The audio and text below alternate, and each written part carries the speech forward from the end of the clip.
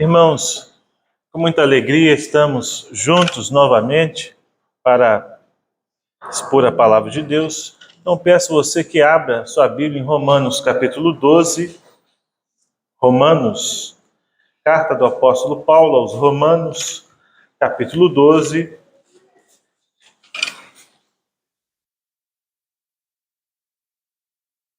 Eu vou ler do versículo 3 ao 8. Diz assim a palavra de Deus: Porque pela graça que me foi dada, digo a cada um dentre vós que não pense de si mesmo além do que convém. Antes pense com moderação, segundo a medida da fé que Deus repartiu a cada um. Porque assim como num só corpo temos muitos membros, mas nem todos os membros têm a mesma função, assim também nós, conquanto muitos, somos um só corpo em Cristo, e membros uns dos outros, tendo, porém, diferentes dons, segundo a graça que nos foi dada, se profecia, seja segundo a proporção da fé, se ministério, dediquemo-nos ao ministério, ou que ensina, esmere-se no fazê-lo, ou que exorta, faça-o com dedicação, o que contribui com liberalidade, o que preside com diligência, a quem exerce misericórdia com alegria. Se eu perguntar para vocês nesta manhã, quem é o ministro da Igreja Presbiteriana de Caraí? Quem vocês vão me responder? Quem é o ministro da igreja?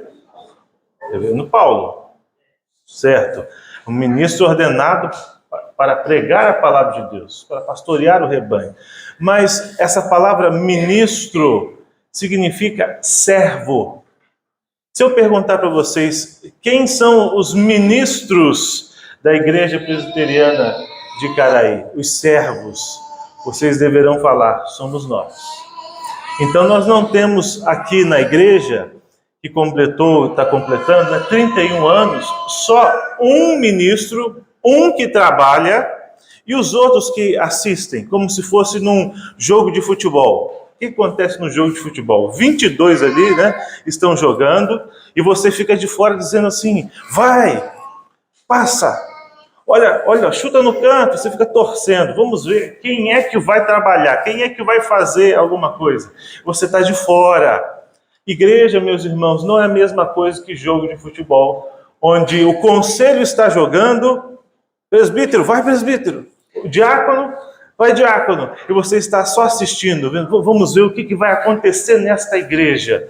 Não, a igreja é uma comunidade de servos. Então, nesse sentido, todos vocês são servos de Deus. Há um só Senhor na igreja, é o Senhor Jesus Cristo.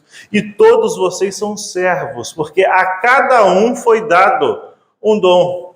A cada um foi dado uma parcela de contribuição para servir ao Senhor. O Espírito Santo dotou, capacitou vocês com dons para servirem o corpo de Cristo. Então nós não temos um que faz e os outros que assistem, mas a igreja que cresce sendo edificada através daquilo que o Senhor mesmo fez por nós. Então hoje a nossa mensagem vai falar exatamente sobre isso, sobre como o Senhor age no meio do seu povo, por meio de toda a igreja, dos servos da igreja. Primeira coisa que nós aprendemos nesse texto, aí no versículo 3, não feche a sua Bíblia, deixe a sua Bíblia aberta no texto, conferindo a palavra de Deus. Olha aí o versículo 3, a primeira parte diz assim: Porque pela graça que me foi dada, digo a cada um dentre vós, Paulo está dizendo que o seu ensino era obra da graça. A primeira coisa que temos que destacar aqui, o ensino de Paulo era obra da graça. Ele não está dizendo que ele ensina porque ele é bom, ou ele tem alguma coisa nele mesmo, mas tudo que ele é pela obra da graça. Calvino tinha uma frase sobre isso, ele dizia assim, você vê, tudo que há de bom em mim é Deus. Se você vê alguma coisa boa em mim, é Deus. Agora, tudo que você vê de ruim, de mal em mim, sou eu mesmo. Então, se você vê alguma coisa boa em mim, não sou eu mesmo, é Deus, porque é pela graça. Mas se você vê alguma coisa má em mim, aí sou eu. Aí sou eu. Então, Paulo reconhecia isso, porque pela graça que me foi dada, pela graça que me foi dada. Quando você fizer qualquer coisa na igreja, quando você ensinar, quando você estiver exercendo o seu dom, lembre-se disso, é pela graça. Nós temos na igreja presbiteriana pastores que foram abençoados com um dom de ensino, com a capacidade enorme. Nós temos o reverendo Augusto Nicodemos, quantos irmãos têm sido abençoados pelo ensino dele? E ele é o Augusto Nicodemos por quê? Pela graça. Porque a ele foi dado um dom e uma capacidade por Deus. Então ele não pode dizer, eu sou eu por causa de mim mesmo. Mas tudo que eu sou é pela graça. Você também. Tudo que você puder fazer por Cristo é obra da graça. Aprendemos aqui também, olha no versículo 3, que o ensino de Paulo visava a humildade dos crentes. Olha aí o que ele diz. Digo a cada um dentre vós que não pense de si mesmo além do que convém. Antes pense com moderação. Irmãos, quando nós olhamos no espelho, pode acontecer algumas coisas, né? Primeiro, nós nos acharmos mais bonitos do que nós somos. E geralmente isso acontece. Né? Nós temos uma visão distorcida, às vezes, de nós mesmos. E nós também podemos olhar para o espelho e achar que nós somos mais feios do que nós somos. Então, dificilmente o homem conhece bem a si mesmo. Tem uma avaliação boa de si mesmo. Por isso que Paulo ensina a esse respeito. Ele diz, primeira coisa, irmãos, ele não está ensinando aqui a autodepreciação. Você não pode olhar no espelho e dizer assim, não, mas o que é que eu vou fazer no corpo de Cristo?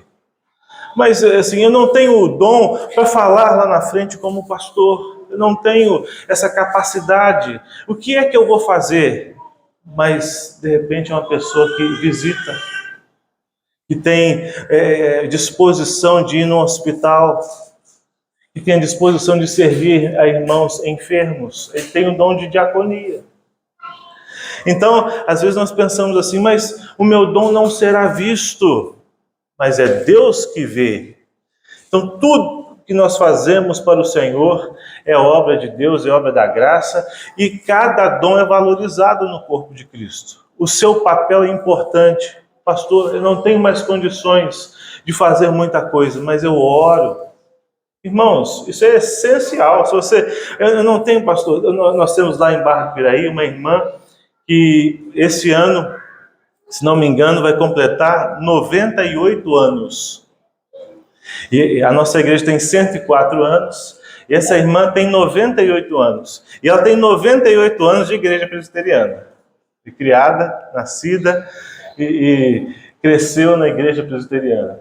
Ela não faz muita coisa. Ela vai à igreja frequentemente.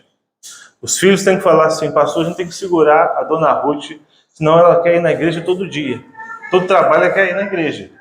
Isso é um exemplo para nós, né? Tem muita gente que por causa da pandemia não quer vir à igreja mais. Mas a dona Ruth é o contrário. Ela vem à igreja frequente. Domingo ela está lá, com certeza na assembleia já votou. Já deu a contribuição dela. Ela ora todos os dias. Ela ora todos os dias. Ela fala assim, pastor, eu oro pelo senhor, eu oro pelo conselho, eu oro pela junta diaconal. Irmãos, eu tenho certeza que Deus abençoa e muito a nossa igreja por causa da dona Ruth. Nós não vemos ela na frente, nós não vemos ela dirigindo nada, mas o dom que foi dado a ela, né, e a capacidade que Deus dá a ela já faz muito. Então nós temos uma comunidade de servos na igreja do Senhor Jesus Cristo. O seu dom é importante, a sua parcela de contribuição é importante. Paulo não está ensinando aqui a autodepreciação. Olha só o que ele diz também na primeira carta aos Coríntios, capítulo 12, do versículo 15 ao 16. Ele diz assim, Se disser o pé, porque não sou mão, não sou do corpo, nem por isso deixe de ser do corpo. Se o ouvido disser, porque não sou olho, não sou do corpo, nem por isso deixe de ser. Então, ele está destruindo aquele argumento de muitos crentes que dizem assim, mas eu não tenho nada para fazer no corpo de Cristo. Você é parte do corpo de Cristo. Você é parte integrante. E assim como a comparação é com o corpo físico, cada parte tem a sua importância. Cada parte é importante do corpo de Cristo. Em 1 Coríntios ainda, no capítulo 12, versículo 18, ele diz assim: Deus dispôs os membros, colocando cada um deles no corpo como lhe aprouve. Então, a sua função foi dada por Deus, o seu dom foi dado por Deus. Não negligencie esta função. Você está aqui para servir ao Senhor. Seu papel é importante. Você não veio assistir. Eu sempre falo lá na igreja isso. Você não veio assistir o culto. Você veio prestar culto. Você não veio à igreja para ser servido. Você vem para servir. O único que é servido na igreja é o Senhor Jesus Cristo. Todos nós somos servos. Então, irmãos, Paulo não ensina a autodepreciação.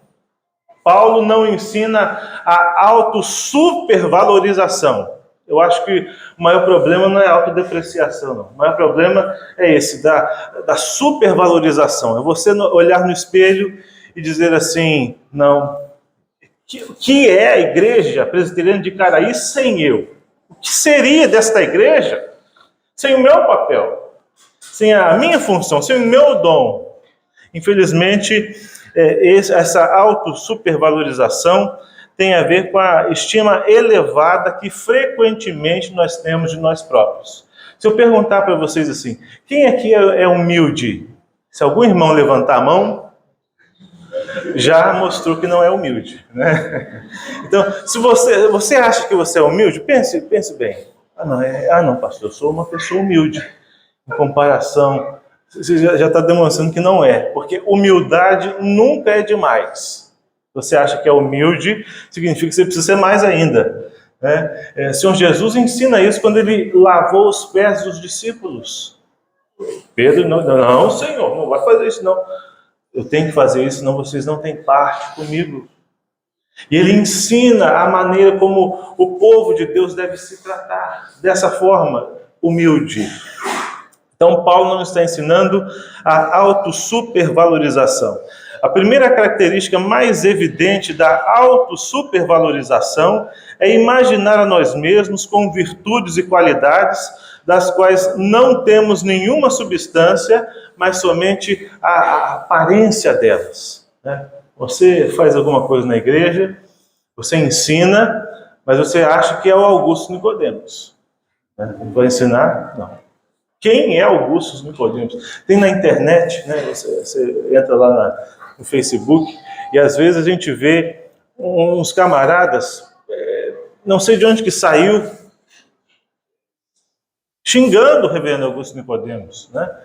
Uma coisa é você discordar de algum posicionamento. Outra coisa é você ir falar com um irmão, com o conhecimento, com a autoridade dele, de qualquer forma.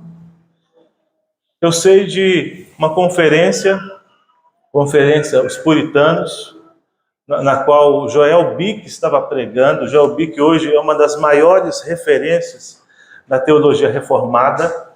E um jovem se levantou e começou a questionar o Joel Bick. Tudo bem, fazer uma pergunta. Mas ele começou a questionar como se fosse um interrogatório. Ele começou a levantar a voz. Ele começou a falar e retrucar, não deixava o Joel Bick terminar o raciocínio.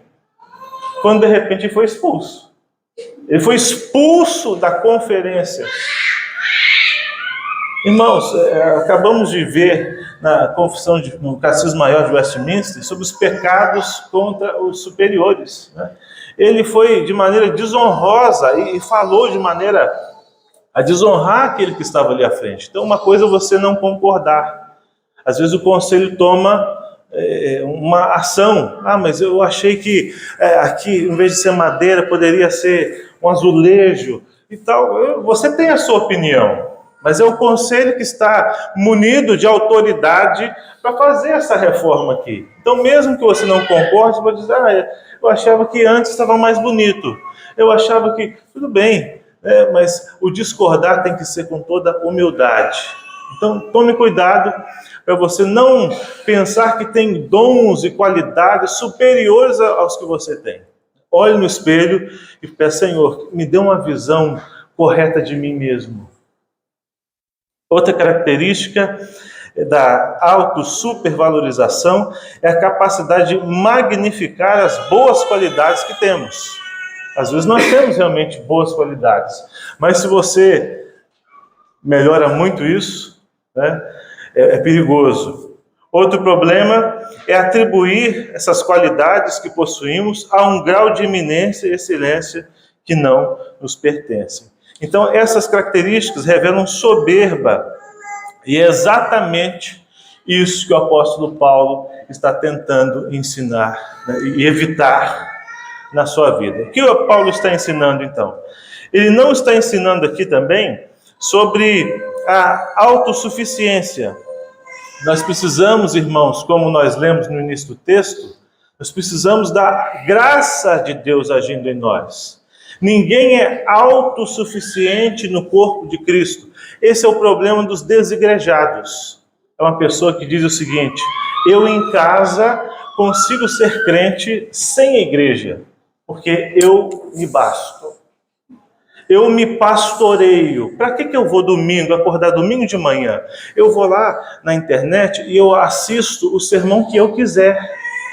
Então, eu não tenho a capacidade de vir para a igreja, me assentar e ouvir, como um servo de Deus, que precisa ouvir. Você está aqui, Deus te trouxe aqui nessa manhã, porque você precisa ouvir esta palavra. Você não pode fugir. Você reparou porque pregação é um que fala e os outros que escutam? Porque Deus quis assim, para que vocês aprendessem da palavra. Nós temos, geralmente, problemas com sermões, né? Quando as pessoas começam a falar coisas, nós precisamos trabalhar na nossa vida. Não, mas agora eu estou ficando incomodado. Quando você está assistindo um programa e você não gosta, você muda de canal. Quando você está assistindo uma pregação na internet e você começa a não gostar, não, eu vou trocar. Aqui não tem jeito. Porque esse período que Deus designou é para que você escutasse a palavra de Deus e aprendesse o que o Senhor quer dizer. Olha o que Paulo diz aos Coríntios, no capítulo 12, versículo 21 ao 24, sobre a autossuficiência. Não podem os olhos dizer à mão, não precisamos de ti. Nem ainda a cabeça aos pés, não preciso de vós. Pelo contrário, os membros do corpo que parecem menos dignos no corpo, a esses damos muito maior honra. Também os que em nós não nos são decorosos, revestimos de especial honra. Mas os nossos membros nobres não têm necessidade disso. Contudo, Deus coordenou o corpo, concedendo muito mais honra àquilo que menos tinha. Irmãos, nós aprendemos aqui que nenhum membro do corpo de Cristo deve se achar superior ao outro, porque todos estamos aqui e servimos pela graça de Deus. O seu papel é importante, a sua função é importante, o seu dom é importante, por isso que você está aqui. Nunca se esqueça disso. Não olhe para si e ignore aquilo que Deus tem te dado. Não olhe para você no espelho e ache que você é muito superior ao que você é. Não olhe para você no espelho e ache que você é autossuficiente. Mas o que Paulo está ensinando? Ele está ensinando a pensar com moderação, ou seja, a pensar de maneira equilibrada, com justiça sobre nós próprios. Não importa o grau de capacidade que Deus nos deu nos dons que nós possuímos. Então, pensar com moderação, pensar com justiça, olhar para você e pensar da maneira correta sobre você mesmo. É isso que Paulo está ensinando. O ensino de Paulo, meus irmãos, no versículo 4, é sobre a multiplicidade de membros no corpo. Vamos ler juntos o que diz Romanos 12:4? Porque assim como num só corpo temos muitos membros, mas nem todos têm a mesma função. No só corpo temos muitos membros, ou seja, multiplicidade de membros no corpo. Há pastores que estão entrando no que psiquiatras chamam de burnout. Não sei se vocês já ouviram falar sobre isso. E membros da igreja também. É um transtorno no qual a pessoa se envolve tanto com o trabalho, mas tanto, ela acha que não pode fazer outra coisa além disso. E se cansa, e se afadiga de forma muito maior do que deveria agir no seu trabalho. Há muitos pastores com esses problemas. Irmãos, no ano passado, sempre quando eu escuto sobre que um pastor cometeu suicídio, como um pastor presbiteriano, colega de ministério, faz isso, eu fico pensando, será que esse homem está sendo pastoreado pelos presbíteros? Será que os presbíteros entenderam que eles também fazem parte do corpo de Cristo, precisam cuidar do pastor? Precisam ser amigos do pastor? Será que a igreja entendeu que o pastor não é Jesus Cristo? Uma vez um presbítero olhou para mim e falou assim, pastor, o bom pastor dá vida pelas ovelhas. Eu falei para ele, eu não sou Cristo. Eu não sou Cristo. Se Jesus Cristo quiser, e for a vontade de Deus, que eu morra pelo Evangelho, é uma coisa. Houve uma perseguição no Brasil e os pastores estão sendo perseguidos. Isso é uma coisa. Agora, você se afadigar a ponto de morrer e não cuidar de si mesmo, cuidar da família. O que Paulo diz em Atos 20:28? Atendei por vós e por todo o rebanho de Deus. Então, a primeira coisa que Paulo ensina aos pastores e presbíteros, eles têm que cuidar deles mesmos e da família deles. E depois cuidar do rebanho de Deus. Há um grande problema quando muitos pastores são bem-sucedidos em suas igrejas, mas as suas famílias estão em frangalhos. A sua vida pessoal está arruinada. Não tem amigos. Irmãos, isso é terrível. Os seus filhos não estão na igreja. É triste. Então, quando nós notamos coisas desse tipo, nós temos que lembrar, irmãos, não é só um que trabalha e os outros que assistem. Vocês são servos de Jesus Cristo. A continuidade dessa igreja depende de cada um de vocês, não é só do pastor, do conselho e da junta diaconal. Cada um tem um papel no corpo de Cristo.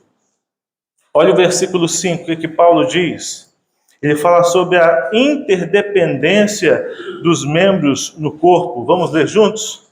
Assim também nós, conquanto muitos, somos um só corpo em Cristo e membros uns dos outros. Nós temos o problema dos desigrejados. Os desigrejados são aqueles que têm algum problema com a igreja. E eu, estudando um pouco sobre isso, tem uma nova terminologia. Os subigrejados. Já ouviu falar nessa? Essa é nova. Os subigrejados são aquelas pessoas que vêm à igreja um domingo, faltam 3. Vêm à igreja um mês, falta 2. Vêm à igreja um dia, falta outro. Então são aqueles que estão na igreja, mas parece que não estão. A gente não pode contar com eles. Já pensou se a sua mão dissesse para você assim, hoje eu não vou trabalhar, tá? Por favor, pega para mim. Não, eu estou de folga. Domingo que vem eu volto. Eu funciono. Tem gente na igreja achando que pode fazer isso. Mas vocês precisam uns dos outros. Vocês precisam uns dos outros. Vocês são membros do corpo. Então o corpo de Cristo não pode trabalhar. Já pensou se o fígado diz assim, não vou trabalhar? É um problema danado. Se o coração disser assim, eu não vou trabalhar. Nós estamos vivos porque o nosso corpo está trabalhando. Paulo usa essa figura para mostrar que nós somos dependentes um do outro. Eu preciso de você e você precisa de mim. De fato, nós precisamos uns dos outros para servir assim o Senhor Jesus. O ensino de Paulo aponta para o fato de que nem todos os membros do corpo possuem os mesmos dons. Olha o versículo 6. Tendo, porém, diferentes dons. Nem todos aqui podem ser ministros da palavra. Nem todos aqui podem ser presbíteros. Nem todos aqui podem ser professores de escola dominical. Nem todos aqui podem dirigir as reuniões da SAF. Nem todas. A alguns foi dado o dom de presidência, por exemplo. Então, a outros não. Isso, quando a gente vai votar uma pessoa para presidente de sociedade interna, tem que pensar se essa pessoa tem o dom para liderança. Porque às vezes a pessoa é uma bênção quando ela é mandada por alguém. Mas quando você coloca essa pessoa na presidência, ela não sabe fazer, porque não é o dom dela presidir. O dom dela é ser delegado. Então tem a ver com dons, tem a ver com o que Deus concedeu a cada um. Então quando você for votar, pense nisso. Se for escolher alguém para a sociedade interna, pense nisso. Quando o conselho for nomear os conselheiros, o superintendente de escola dominical, escolher o tesoureiro, tem que pensar nisso.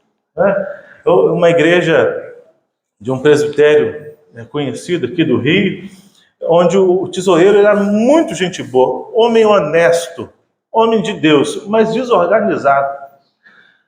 E aí ocorreu que foi fechar o ano e ele descobriu que até na gaveta de meias tinha nota.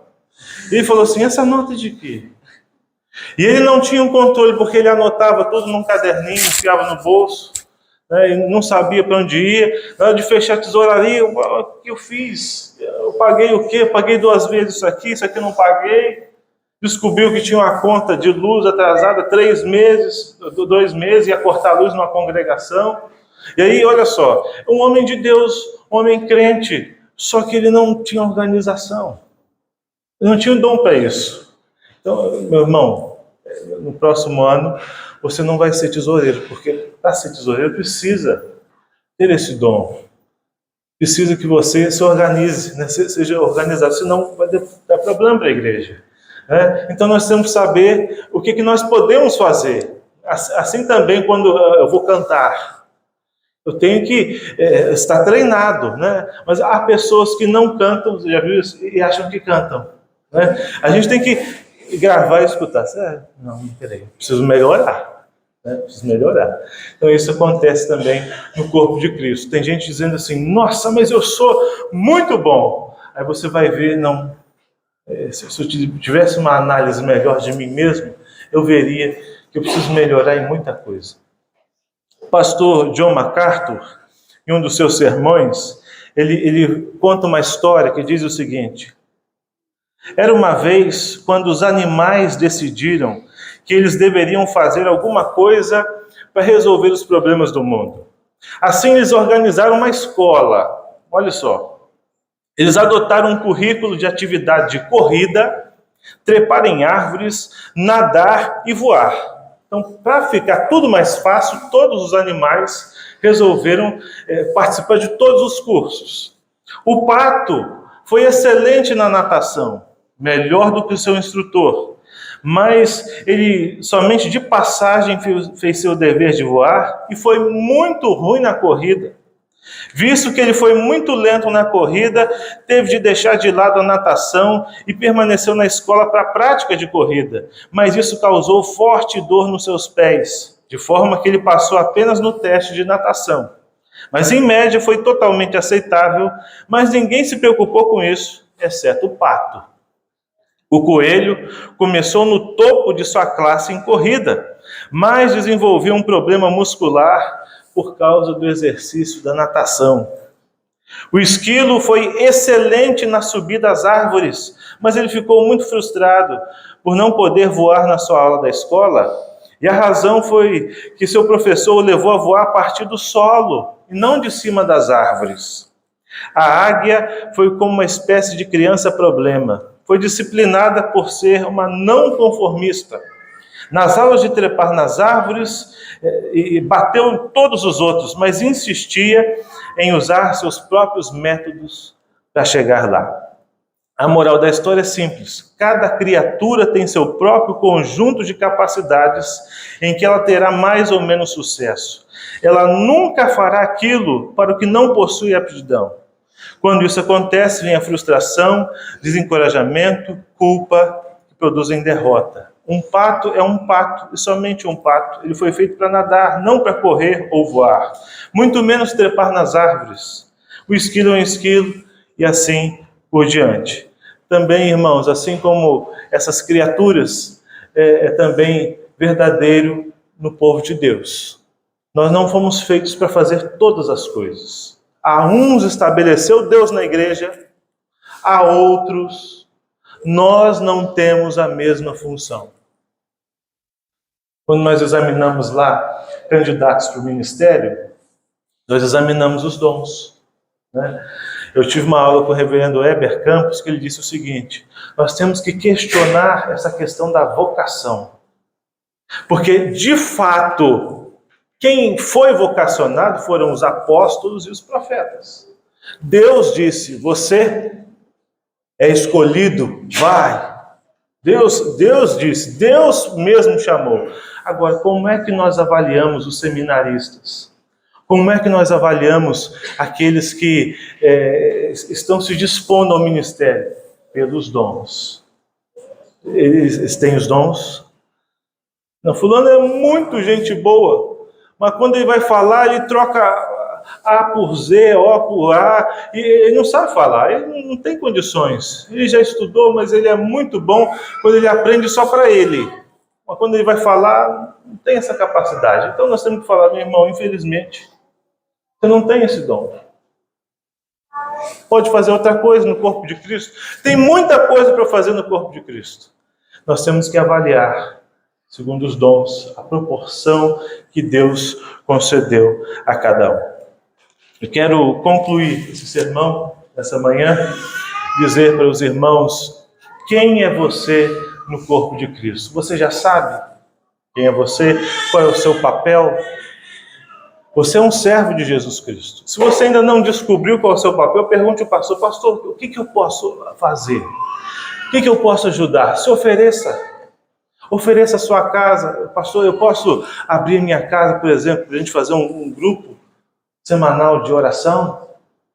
Eu posso, pastor, servir a igreja através da assistência social para irmãos que estão necessitados? Me oferecer para dar carona para pessoas virem à igreja? Há pessoas que nem todos possuem transporte. Às vezes você passa na frente da casa de um irmão e poderia trazê-lo. Se você só de fazer isso já está ajudando o irmão. Aquele irmão que não vem: ah, pastor, o irmão fulano não vem. É mesmo, eu nem reparei. Às vezes na igreja a gente olha para todo mundo e a gente se concentra no que nós estamos pregando e a gente não está vendo às vezes quem está. E aí a esposa fala assim: você viu que o fulano não veio? Não reparei. Não porque é falta de cuidado, mas é porque nós estamos concentrando em outra coisa. E há aqueles irmãos que sabem: olha, fulano de tal está doente. Visite, cuide, ligue, mande mensagem. Hoje em dia é tão fácil, né? Então, está sentindo falta de alguém? Sirva. Você é parte do corpo de Cristo. Se eu quero que a minha igreja seja bênção, lembre-se, você é igreja. Igreja não é templo, né? O templo somos nós. Você é igreja. Está sentindo falta de alguém? Ligue para ele. Manda mensagem. Manda o sermão, manda o link. Tem gente que está em casa e não está assistindo, tá? Não está assistindo, está vendo outra coisa. Pode ligar para quem não veio. Pode ligar. Ô irmão, ô pastor, tudo bem? Você viu o sermão? Sermão. Tem gente que está em casa e não está assistindo, não está sendo edificado. Ligue, participe. Se ofereça. Procure um conselheiro. Seja um conselheiro. Pastor, eu tenho o dom de ouvir. Você sabe, isso é importante. Tantas pessoas que precisam conversar. Muitos consultórios psiquiátricos hoje a pessoa só fala. O psiquiatra fala assim, o psicólogo, diga mais, conte mais a respeito. Diga mais. E a pessoa só fala. E aí você, nossa, a terapia foi muito boa. Há irmãos que podem ouvir no corpo de Cristo. Então, meus irmãos, descubra o seu dom. Descubra para que você está aqui e sirva ao Senhor Jesus Cristo. Esta igreja não tem só um ministro, tem ministros, servos, servas do Senhor, que ministram, que servem, cada um na sua área, na sua sociedade interna, na SAF, na UPH, na UMP, na UPA, na UCP, na Escola Dominical. Deus abençoe esta igreja. Amém.